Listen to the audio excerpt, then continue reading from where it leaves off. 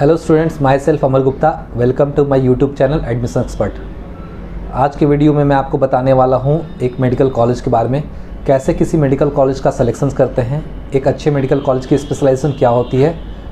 आमतौर पे जब भी हम कहीं एडमिशन्स लेते थे, लाइक स्कूल्स में एडमिशन्स लिए, कोचिंग्स में एडमिशन्स लिए, तो हम पहले उस कॉलेज के बारे में, उस स्कूल्स के बारे में काफ़ी जानकारियाँ गैदर करते थे कि जैसे उसके रिज़ल्ट्स कैसे हैं, फैकल्टीज़ कैसे हैं। तो इसी तरह से मेडिकल कॉलेज में एडमिशन्स लेने से पहले भी हम उसके जजमेंट करेंगे, उनके बारे में पता करेंगे और जानेंगे कि एक मेडिकल कॉलेज में एडमिशन लेने से पहले उस कॉलेज के क्या क्या स्पेशलिटीज़ को देखते हैं। तो स्टार्ट करते हैं। सबसे पहले किसी भी मेडिकल कॉलेज के में एडमिशन लेने से पहले हम उस कॉलेज के बारे में जानते हैं, उसकी इस्टेब्लिशमेंट के बारे में। इस्टेब्लिशमेंट इन द सेंस कि वो कॉलेज कितना पुराना है, कितना रिपोर्टेड कॉलेज है, इससे ये पता चलता है, कॉलेज का बैकग्राउंड पता चलता है कि वो कितना पुराना है और अच्छा है। दूसरा पॉइंट कि हम रिकॉग्नाइजेशन देखते हैं। मेनली जब भी कोई मेडिकल कॉलेज स्टार्ट होता है तो वो स्टार्टिंग में परमिटेड होता है, पहले साल, दूसरे साल और तीसरे साल। इसी तरह से जब एक बैच कंप्लीट हो जाता है तो वो कॉलेज रिकॉग्नाइज हो जाता है। नेशनल मेडिकल कमीशन और एनएमसी जो भी रिकॉग्नाइजेशन देखते हैं, इसके कई नॉर्म्स होते हैं, कई रिक्वायरमेंट्स होते हैं, फंडामेंटल रिक्वायरमेंट्स होते हैं, जिसके बेसिस पे इन्हें अफिलिएशंस मिलता है। तो इस कंडीशंस को जो फुलफ़िल करते हैं उनको ही ये परमिशंस मिलता है मेडिकल कॉलेज को रन करने का और चलाने का। तो हम सब प्रेफर करना चाहिए कि हमें रिकॉग्नाइज कॉलेज में एडमिशंस लें, जो कि बेटर होता है। परमिटेड कॉलेज नए होते हैं और उसमें उनको परमिशंस मिलता है हॉस्पिटल्स और कॉलेज रन करने के लिए, तो हमें प्रेफर करना चाहिए रिकॉग्नाइज कॉलेज में एडमिशन लेने के लिए।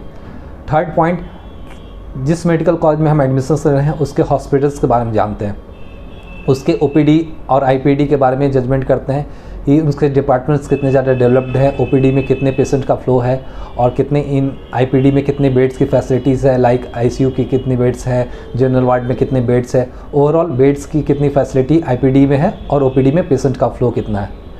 थर्ड पॉइंट, हम इंफ्रास्ट्रक्चर को देखते हैं। इंफ्रास्ट्रक्चर ओवरऑल देखा जाता है, ना कि सिर्फ प्रीमिसेस, बिल्डिंग और एरियाज़ को। इंफ्रास्ट्रक्चर में कंप्लीट हॉस्टल्स, लैब्स, हॉस्पिटल्स, इन सारे और जो भी इक्विपमेंट्स, मेडिकल इक्विपमेंट्स अवेलेबल होते हैं, ये कंप्लीट इंफ्रास्ट्रक्चर के अंदर आता है। तो जितना बड़ा इंफ्रास्ट्रक्चर है उतनी फैसिलिटीज़ उस मेडिकल कॉलेज और हॉस्पिटल्स में अवेलेबल होता है। चौथा पॉइंट, हम लोग देखते हैं कि उस कॉलेज में पीजी, एमबीबीएस जब हम एडमिशन लेते हैं, ये एक यूजी कोर्स है, उस कॉलेज में पीजी के कोर्सेज़ हो रहे हैं नहीं। जहाँ भी पीजी के कोर्सेज़ होते हैं, यानी कि पीजी तक अफिलिएशन होता है, वो मेडिकल कॉलेज यूजी के लिए और बेटर होता है। फैकल्टी हायर लेवल के होते हैं, आपको सीनियर्स जो है वो पीजी सीनियर्स भी अवेलेबल होंगे, जो कि काफ़ी हेल्प करते हैं थ्रू आउट एमबीबीएस में। तो ये पॉइंट जो था ये वो इम्पॉर्टेंट पॉइंट था। इसी तरह से एक और मेजर पॉइंट है लोकेशन। लोकेशन एक बड़ा फैक्टर है किसी भी मेडिकल कॉलेज का, क्योंकि जिस भी लोकेशन पे मेडिकल कॉलेज होता है और जहाँ हॉस्पिटल्स होते हैं, उसके पेशेंट फ्लो उस लोकेशन पे डिपेंड करता है। वो सिटी कैसा है, कितना बड़ा सिटी है, कितना पॉपुलेटेड सिटी है, इससे लोकेशन, ये हम लोकेशन से जजमेंट कर सकते हैं। सेकंड थिंग कि वो हमारे घर से कितना दूर है। अगर हम जिस सिटीज़ में रह रहे हैं और जहाँ एडमिशन्स ले रहे हैं उसकी कनेक्टिविटी कितनी दूर है, हम और लोकल रीजनल लैंग्वेज क्या है। अलग अलग हमारे इंडिया में अलग अलग सिटीज़ में, अलग अलग शहरों में अलग अलग भाषाएं बोले जाते हैं। आमतौर पे पढ़ाई जो है वो इंग्लिश मीडियम में ही होता है ऑल ओवर इंडिया में, लेकिन अगर पेशेंट इंटरेक्शन की बात करें तो जो हॉस्पिटल्स में लोकल पेशेंट्स होते हैं वो रीजनल लैंग्वेज बोलते हैं और मोस्टली हम लोग हिंदी या इंग्लिश में ही समझते हैं। और इंडिया के कई ऐसे स्टेट सिटीज़ में जो है अलग अलग कोने में अलग अलग भाषा बोले जाते हैं। तो हम प्रेफर करना चाहिए कि हम हिंदी भाषा क्षेत्र में रहें या फिर जो लैंग्वेज हम समझते हैं वैसे लोकेशन को हम लोग चूज़ करें कॉलेज को। लोकेशन से एक और भी मेजर रीजंस है सिलेक्शंस के लिए, क्योंकि अगर हम जिस स्टेट के डोमिसाइल हैं, जहाँ का हमारा डोमिसाइल है और हम दूसरे स्टेट में एडमिशन्स लेने जा रहे हैं, तो इस पे हमारा असर पड़ता है ये हमारे पीजीज़ के रिजर्वेशन में। सपोज़ कि हम जिस अभी स्टेट से बिलोंग कर रहे हैं तो हमारा उस स्टेट का डोमिसाइल होता है और उस स्टेट में हम 85% कोटा के लिए काउंसलिंग करते हैं। लेकिन आफ्टर एमबीबीएस जहाँ मुझे अगर पीजी करना है तो हमें पीजी में रिजर्वेशन उस स्टेट का मिलता है जिस स्टेट से हम यूजी कोर्स किए हैं, दैट इज़ MBBS, तो हम जिस स्टेट से MBBS करने जा रहे हैं उस स्टेट में हमारा PG का रिजर्वेशन हो जाएगा, जो कि 50% कोटा होता है स्टेट का और 50% ऑल इंडिया काउंसिलिंग का होता है। जैसे यूजी में 85 और 15% का होता है। तो लोकेशन एक बहुत मेजर इम्पॉर्टेंट ये पॉइंट है जिस भी मेडिकल कॉलेज में एडमिशन लेना है उसका लोकेशन जजमेंट करना। तो इस तरह के मेडिकल कॉलेज में एडमिशन लेने से पहले हम लोग पॉइंट्स चेक करते हैं, और जो भी स्टूडेंट्स अगर प्राइवेट कॉलेज में एडमिशन लेना चाह रहे हैं वो फ़ीस बजट को भी देखते हैं। अलग अलग स्टेट्स में अलग अलग फ़ीस का रेंज है, अलग अलग मार्क्स के अकॉर्डिंग अलग अलग फ़ीस रेंज का कॉलेज अलॉट होता है।